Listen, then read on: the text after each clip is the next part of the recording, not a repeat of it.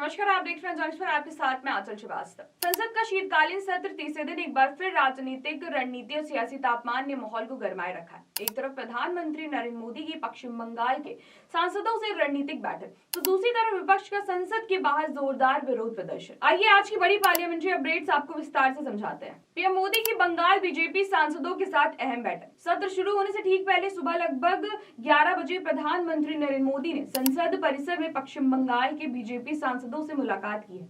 ये मुलाकात सिर्फ औपचारिक नहीं थी, बल्कि एक बड़ी राजनीतिक रणनीति का हिस्सा मानी जा रही है। पीएम मोदी सांसदों से साफ कहा है कि राज्य में जो हालात हैं उन्हें जनता तक पहुंचाना बेहद जरूरी है। जो हो रहा है उसका खुलकर विरोध होना चाहिए। इसके साथ ही पीएम मोदी ने 2026 विधानसभा चुनाव को लेकर कई निर्देश दिए।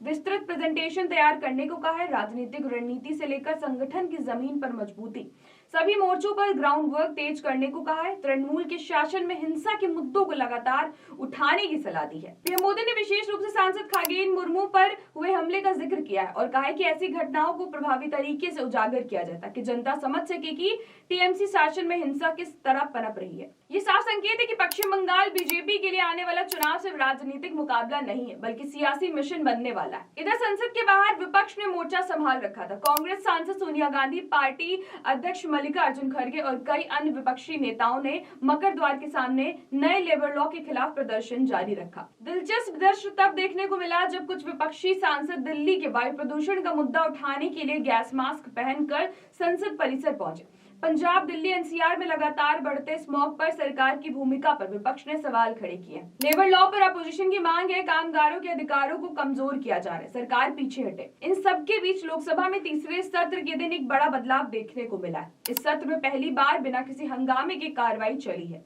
और प्रश्नकाल भी सुचारू रूप से चला है। पिछले 2 दिनों से विपक्ष एसआईआर पर चर्चा की मांग कर रहा था। मंगलवार को स्पीकर ओम बिरला की अध्यक्षता में हुई सर्वदलीय बैठक में इस पर सहमति बनी। संसदीय कार्य मंत्री किरेन रिजिजू ने 2 अहम डेट्स बताई। 8 दिसंबर वंदे मातरम के 185 साल पर विशेष चर्चा, 9 दिसंबर चुनाव सुधारों पर बड़ी बहस। कांग्रेस चीफ विप के सुरेश ने कहा है कि चुनाव सुधारों की बहस में एसआईआर का मुद्दा भी उठेगा। दोनों चर्चाएं 10-10 घंटे तक चलेंगी और वंदे मातरम पर बहस की शुरुआत पीएम मोदी स्वयं करेंगे। वहीं राहुल गांधी ने संसद में पूछा सवाल, बोले मोदी सरकार की जाति जनगणना बहुजनों के साथ विश्वासघात। अब बात उस विवाद की जिसने संसद के अंदर और बाहर दोनों जगह माहौल गरमा दिया है। डीओटी ने 1 दिसंबर को निर्देश दिया था कि सभी स्मार्टफोन कंपनियां संचार साथी साइबर सिक्योरिटी ऐप को फोन में फ्री इंस्टॉल करके बेचे। इस फैसले का कांग्रेस और अन्य विपक्षी दलों ने कड़ा विरोध किया। प्रियंका गांधी ने आरोप लगाया है कि लोगों की प्राइवेसी पर हमला है और ये जासूसी ऐप है। इसके बाद संचार मंत्री ज्योतिरादित्य सिंधिया ने संसद में सफाई दी है, ऐप जासूसी नहीं करता, ऐप अनिवार्य नहीं है, उपयोगकर्ता चाहे तो इसे डिलीट कर सकते हैं, रजिस्टर नहीं करेंगे तो ऐप इनएक्टिव रहेगा। सरकार ने साफ संदेश दिया है कि ये ऐप सिर्फ साइबर धोखाधड़ी रोकने के लिए, ना कि निगरानी के लिए।